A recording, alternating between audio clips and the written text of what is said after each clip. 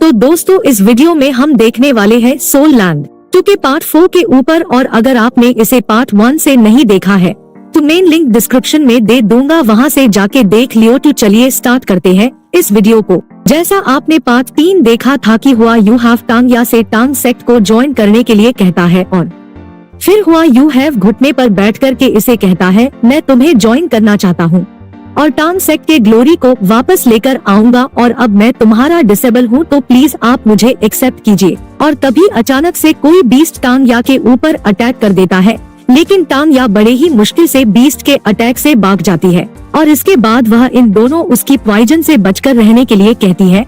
और तभी टांग या आपने टेक्निक से हुआ युहाओं को खींचकर पीछे कर लेती है और कहती है हुआ युहाओ तुम चिंता मत करो, बस मेरे पीछे ही खड़े रहो। और हुआ युहाओ टांग या के पास 200 ईयर स्पिरिट रिंग को देखता है, और फिर बेबी अपनी स्पिरिट पावर को रिलीज करते हुए उसे बीस्ट पर लाइटनिंग अटैक करता है और उनसे कहता है टांग या पीछे रहना। और हुआ युहाओं का ध्यान रखना। वही हुआ युहाओं को बिल्कुल भी विश्वास नहीं होता है कि जो बेबी पहले इतना ज्यादा जेंटल दिख रहा था वो एक स्पिरिट एल्डर है जिसके पास 200 ईयर स्पिरिट रिंग है, और यहाँ तक कि 1000 ईयर्स वाली भी है। दोस्तों सोल लैंड 1 में आपको स्पिरिट रिंग बॉडी के अंदर दिखाई देती थी, लेकिन अब इस सीरीज में चेंज हुआ है। इस बार आपको स्पिरिट रिंग उनकी हाथों पर देखने को मिलेगा। इसके बाद हम उसे स्पिरिट बीस्ट को देखते हैं, और इस पीरियड बीस्ट को देखकर टांग या काफी ज्यादा खुश होने लगती है, क्योंकि यह एक 20,000 ईयर का स्पिरिट धतूरा स्नेक था। वैसे हम इसको सोल लैंड 1 में भी देख चुके हैं। उस टाइम वहाँ टांग सैन इसको हासिल किया था, और इस बार यह लोग कर रहे हैं, जिसे देखकर टांग या कहती है मुझे किसी भी हालात में ये स्पिरिट बीस्ट चाहिए। और बेबी अपनी थंडर स्पिरिट पावर से उसे बीस्ट के ऊपर अटैक कर देता है, लेकिन वो स्पिरिट बीस्ट जंप लगाते हुए बच जाता है। और जब स्पिरिट बीस्ट हवा में होता है तो बेबी इसके ऊपर थंडर स्पिरिट पावर से अटैक कर देता है, लेकिन वो स्पिरिट बीस्ट अपने पॉइजन से काउंटर अटैक कर देता है, और इन दोनों की अटैक में टकराने की वजह से यहाँ पर काफी तगड़ा ब्लास्ट होता है, जिसके वजह से बेबी काफी दूर जाकर गिरता है। और बेबी कहता है ऐसा लगता है कि यह बैटल काफी टफ होने वाली है, और हुआ युहाओ तुम इस पर नजर बनाए रखना। इस पर टांग या कहती है हुआ युहाओ हो चिंता मत करो, यहाँ पर हम दोनों तुम्हारे साथ हैं। ये सुनकर हुआ युहाओ काफी गुस्से से कहता है मैं यहाँ पर शांति से खड़े होकर नहीं देख सकता हूँ, और मैं भी आपको मदद करूँगा। और फिर हुआ यू हैव अपनी स्पिरिट डीमन आई को यूज करने लगता है, और वही टाइम या और भी दोनों को भी पता नहीं चल रहा है कि यह स्पिरिचुअल पावर कहाँ से आ रही है, इसलिए यह दोनों ही काफी ज्यादा हैरान होते हैं।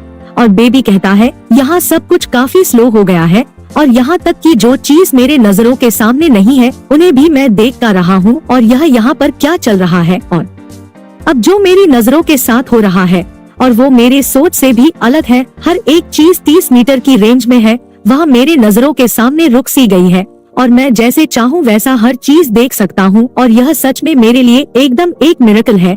और यह मुझे ऐसा महसूस होता है यह कोई भगवान के दृश्य है। आखिर यहाँ पर क्या हो रहा है? क्या ये हुआ युहाओं की फर्स्ट स्पिरिट स्कल है और रियर है? वास्तव में काफी इम्प्रेस हो गया, और इसे में एक 10 ईयर में इतनी पावर दी है। इस पावरफुल स्किल के साथ यह अपने दुश्मन की मूव को काफी ज्यादा आसानी से देख सकता है, और पता नहीं यह ऐसा कब तक कर पाएगा। इसीलिए अब मुझे जल्द से स्पिरिट बेस्ट को खत्म करना होगा। जिसके बाद बीबी काफी ज्यादा तेजी से उसे पीरियड बीस्ट की तरफ बढ़ने लगता है, और इस चीज को देखकर वो तगड़ा इलेक्ट्रिक शॉक देता है, जिस वजह से उसे बीस्ट की हालात खराब हो जाती है, और वो तुरंत वहीं पर मारा जाता है। और इस चीज को देखकर हुआ यू हैव और टांग या काफी खुश हो जाते हैं, और बीबी ने हुआ यू हैव की स्पीड डीमन आइस की मदद से उसे धतूरा स्नेक को बहुत ही आसानी से हर दिया होता है।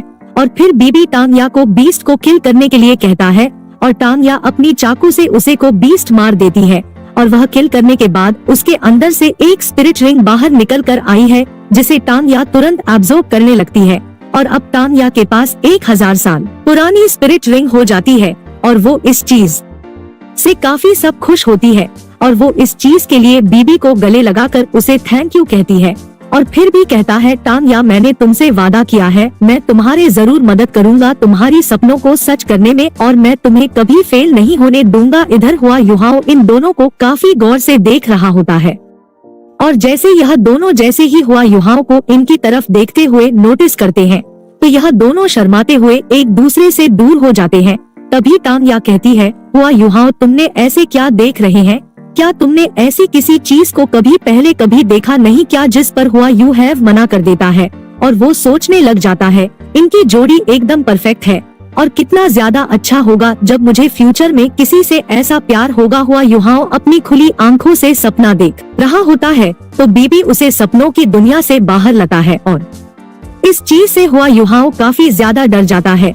इधर तान्या उसका मजा लेते हुए उसे कहती है, उसकी तरफ तो देखो, तुम अपनी गर्लफ्रेंड के बारे में सोच रहे हो ना। यह सुनकर हुआ यू हो डरते हुए मना कर देता है और फिर बीबी कहता है, चलो हमारा काम यहाँ पर खत्म हुआ। और फिर भी यहाँ काम खत्म होने के बाद इसे यहाँ बाहर निकालना के लिए कहता है तो तान्या काफी ज्यादा खुश होते हुए शेक्स एकेडमी में वापस जाने के लिए कहती है। और इसी के साथ हमारा एपिसोड यहीं पर खत्म हो जाता है। अगर आपको इसके दूसरे पार्ट भी चाहिए तो मुझे कमेंट जरूर करें।